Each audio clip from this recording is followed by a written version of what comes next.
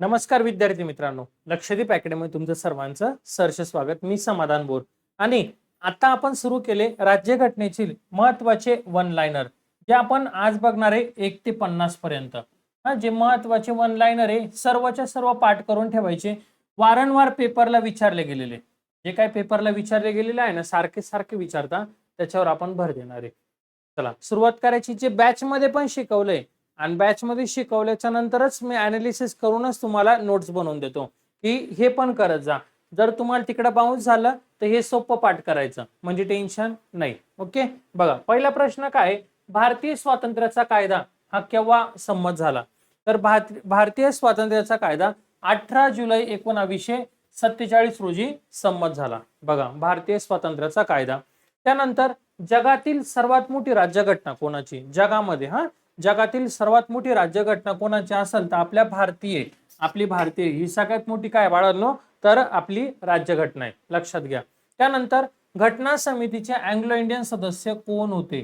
बघा, घटना समितीचे अँग्लो इंडियन म्हणजे काय? या शब्दाचा अर्थ काय होतो? आई किंवा वडील भारताचे आणि आई व भारताची वडील बाहेर देशातील, किंवा वडील भारताचे आई बाहेर देशातले, असं याला म्हणायचं अँग्लो इंडियन सदस्य. लक्षात राहू द्या. ते फ्रँक अँथनी या आपल्या घटना समितीचे पहिले अँग्लो इंडियन सदस्य होते. त्यानंतर बघा, घटना समितीचे फारसी समाजातील सदस्य कोण होते? तर HP मोदी हे घटना समितीचे फारसी सदस्य होते. एकूण बैठका किती झाल्या? जी काय घटना समिती झाली होती आपली, बरोबर ना?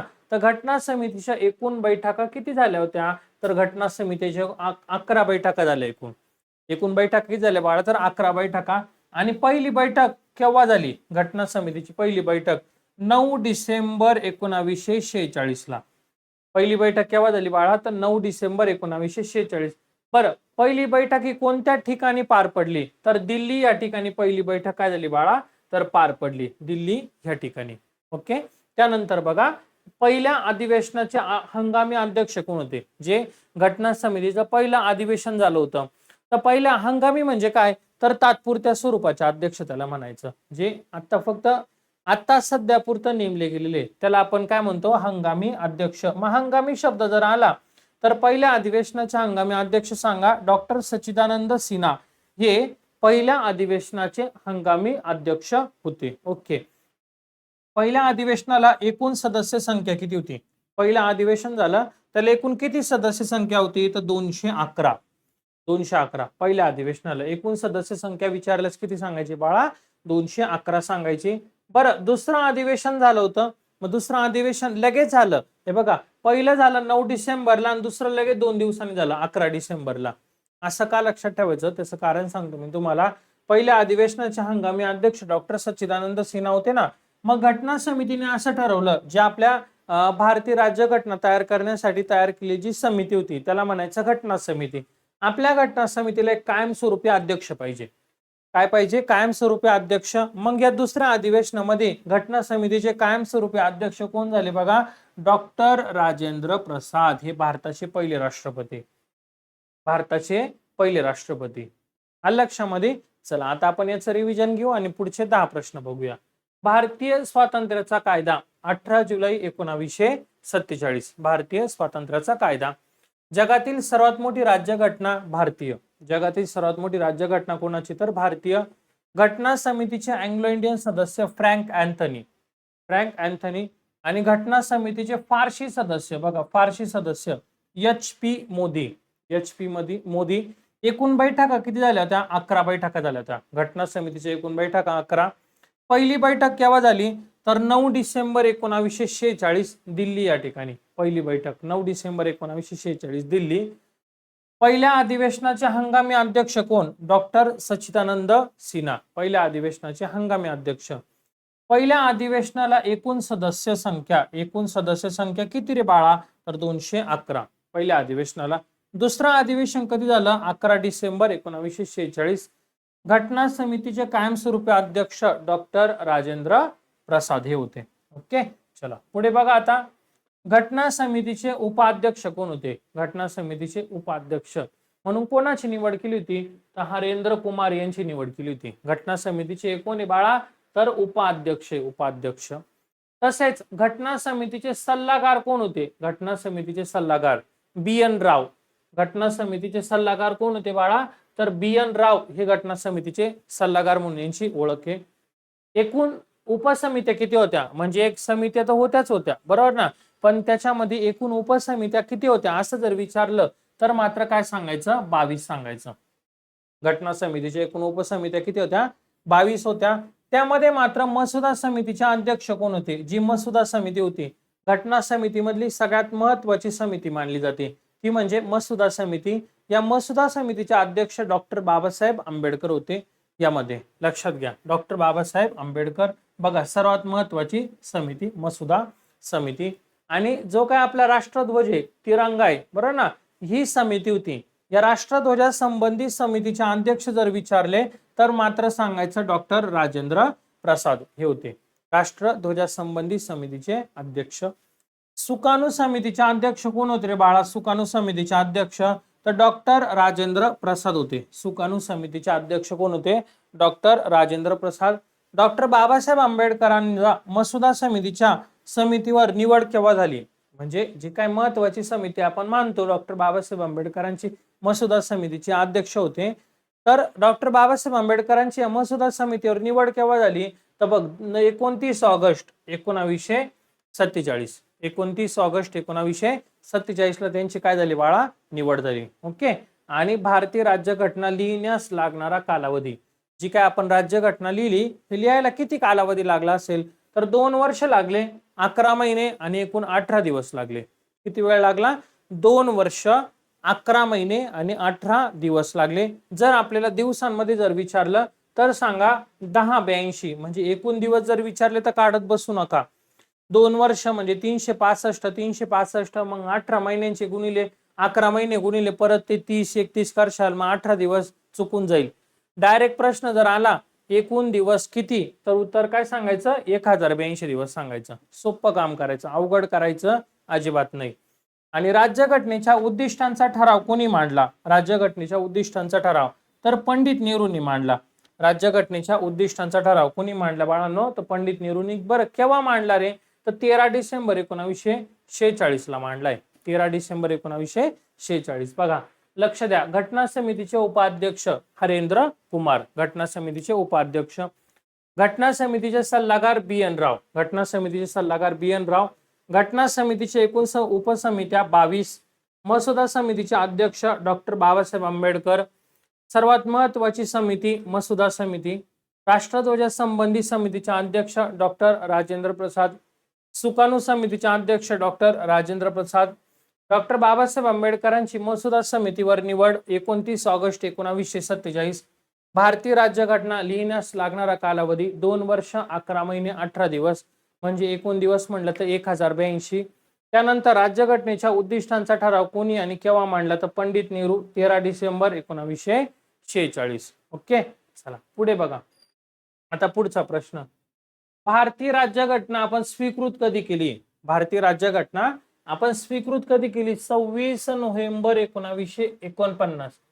स्वीकृत जर शब्द जर आला आपल्याला तर काय सांगायचं? 26 नोव्हेंबर 1949 सांगायचा. आणि भारतीय राज्यघटनेची जर आपल्याला अंमलबजावणी विचारली, अंमलबजावणी केव्हा झाली असं जर विचारलं तर 26 जानेवारी 1950 ला काय झाली? अंमलबजावणी झाली. समजतंय? स्वीकृत कधी केली आपण? स्वीकृत 26 नोव्हेंबर 1949 ला. आणि अंमलबजावणी केव्हा झाली? तर बघा 26 जानेवारी 1950 ला. याच्यामध्ये ना, याच्यामध्ये ह्या प्रश्नामध्ये थोडासा डाऊट आहे बघा. 26 नोव्हेंबर 1949 ला स्वीकृत केली आपण. हे 2 प्रश्न आपण याच्यामध्ये होल्डिंग करूया, याचं करेक्शन आपण पुढच्या लेक्चरला देऊ. आता फक्त लक्षात ठेवा की राज्यघटनेची आपण अंमलबजावणी 26 नोव्हेंबर 1949 आणि स्वीकृत कधी केली? दोघांमध्ये बघा, पहिलं तर अंमलबजावणी आणि स्वीकृत हे 2 आहे ना. हे 2 प्रश्न आपण होल्डिंगला ठेवूया. नेक्स्ट लेक्चरला आपण याच्यावर करेक्शन करून घेऊ. ओके, सुरुवातीलाच करणार आहे आपण. चला पुढे बघा, संविधान दिन केव्हा राहतो? संविधान दिन 26 नोव्हेंबर. संविधान दिन कधी राहतो? 26 नोव्हेंबर. ओके. आणि भारतीय राज्यघटनेच्या सुरुवातीला काय होतं रे, तर भारतीय राज्यघटनेच्या सुरुवातीला 22 भाग होते, 22 भाग, 8 परिशिष्ट आणि 395 कलमे. म्हणजे चुकीचं नको जायला म्हणून हे होल्डिंग ठेवलंय. का माहिती का, एखादा आपण म्हणायचं नाही हेच आहे, तसं नाही, पोरांचं नुकसान नाही झालं पाहिजे. हा ठीक आहे ना, कोणी परिपूर्ण नसतं, थोडंफार एखादा इकडे तिकडे होऊ शकतो, मग आपण होल्डिंग दोन्ही प्रश्न विचारता. भारतीय राज्यघटनेच्या सुरुवातीला काय आहे ना, 22 भाग होते, 8 परिशिष्ट होते आणि 395 कलमे होती. सध्या राज्यघटनेमध्ये काय परिस्थिती आहे, सध्या राज्यघटनेमध्ये 25 भाग आहे बाळा, 12 परिशिष्ट आणि 465 कलमे. लक्षामध्ये सध्या राज्यघटनेमध्ये काय आहे, तर 25 भाग आहे, 12 परिशिष्ट आणि 465 कलमे. राष्ट्रध्वजाची रचना संमत कधी केली, तर 22 जुलै 1947 ला रचना संमत केली. राष्ट्रध्वज आपला तिरंगा, याची रचना आपण केव्हा संमत केली, तर 22 जुलै 1947 ला केली. ओके. त्यानंतर राज्यघटनेवर सर्वप्रथम स्वाक्षरी म्हणजे पहिली सही कोणी केली, स्वाक्षरी म्हणजे सही.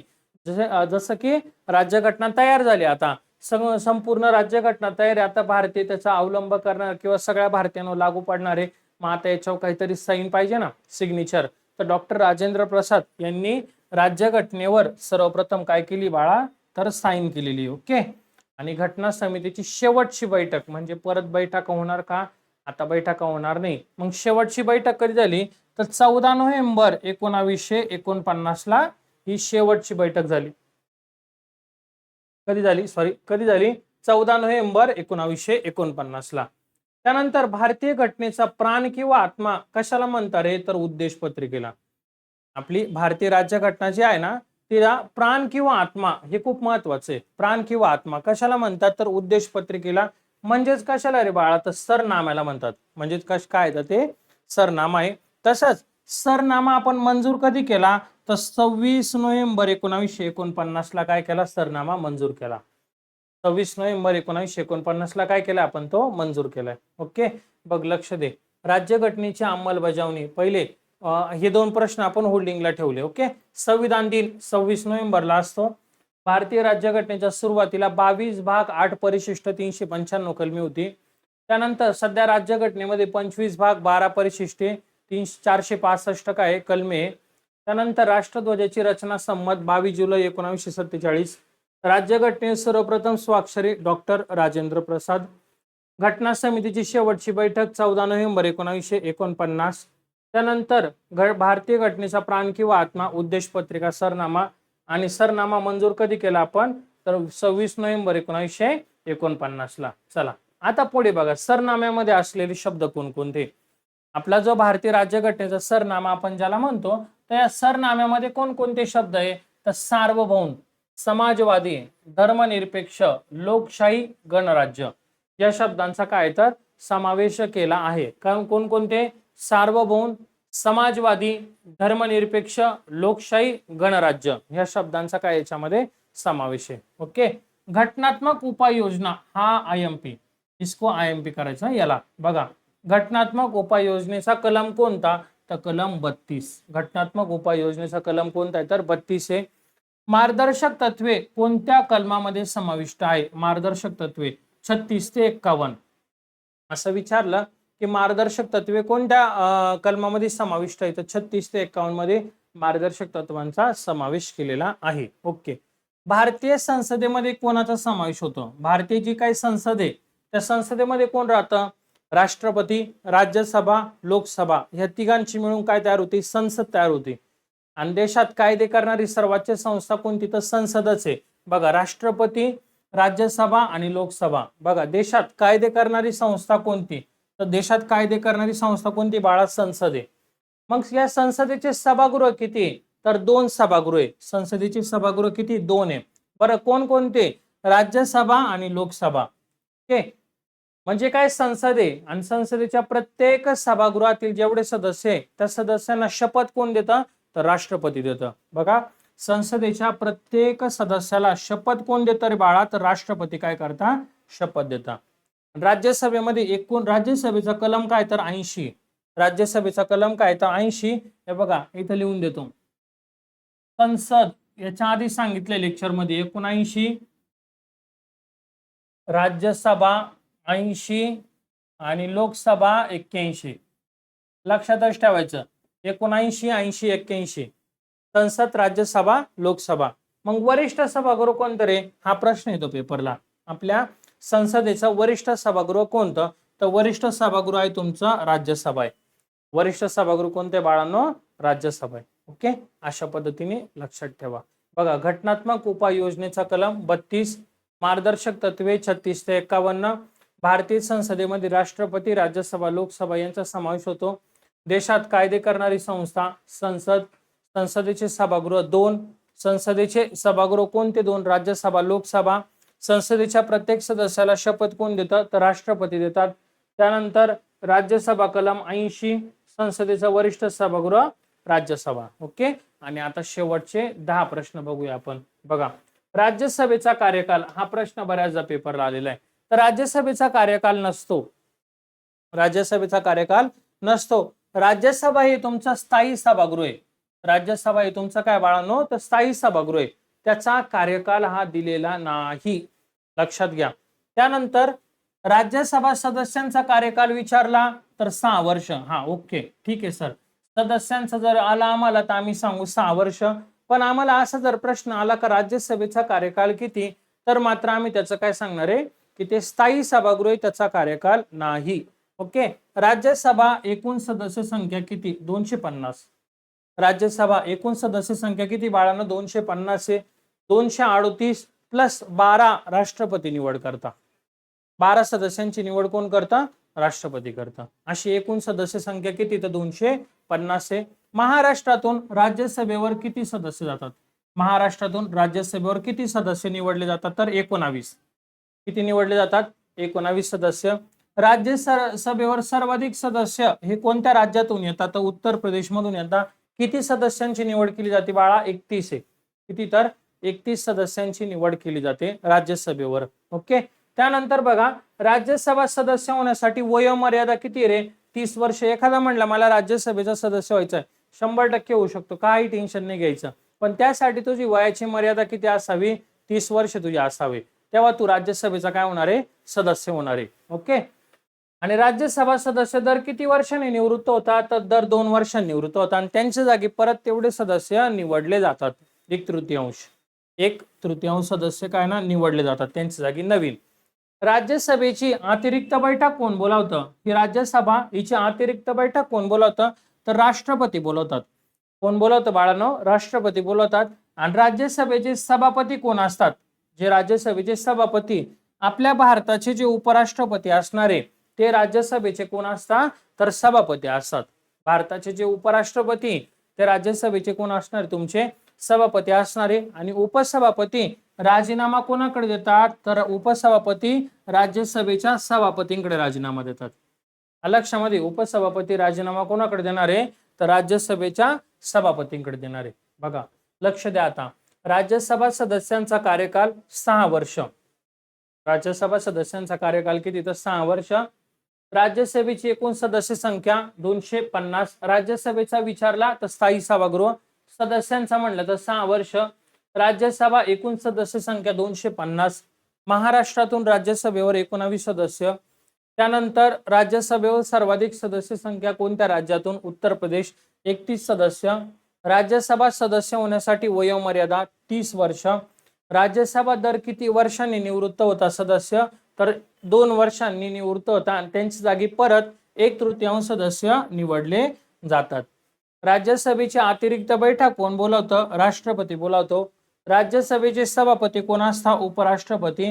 आणि उपसभापती राजीनामा कोणाकडे देतात, तर सभापतींकडे देतात, राज्यसभेच्या सभापतींकडे. ओके, अशा पद्धतीने हे आपले पहिलं लेक्चर होतं. याच्यामध्ये 1 ते 50 आपलं लेक्चर पूर्ण झालं. त्या 2 प्रश्नांबद्दल मला थोडी शंका आहे, मग त्याचं करेक्शन तुम्हाला पुढील लेक्चरला, पहिले सुरुवातीला करेक्शन करेल आणि मग पुढील लेक्चर आपलं सुरू होईल. ओके, चला, अशा पद्धतीने 1 लाईनर आपले सुरू झाले.